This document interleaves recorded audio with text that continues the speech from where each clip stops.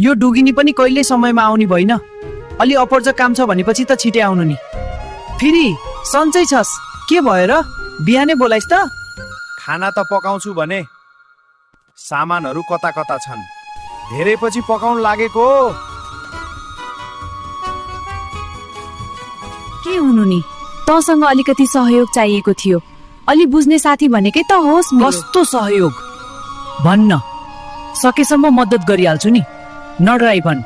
वास्तवमा मलाई एकजनाको ऋण तिर्न भनेर 2000 दिनुभएको थियो मेरो सासू आमाले।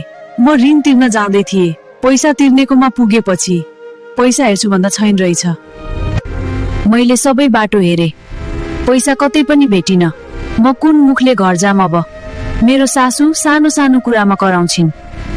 अब म के गरौँ तै भन्। अहिले त मसँग पनि पैसा छैन हेर। भर्खरै हाम्रो ठुलो खर्च भएको छ। अलिअलि त छ होला, तर यति नै भन्ने थाहा छैन। बरु हिड, मेरोमा पैसा रहेछ भने तँलाई दिउँला। पकाउँ त पकाए, यो भान्साको त हरिबिजोग भयो त। बुढी आउनु अगाडि सबै सफा गर्न पर्यो। बुढो, बुढो कता छ? एकछिन यता कोठामा आऊ त।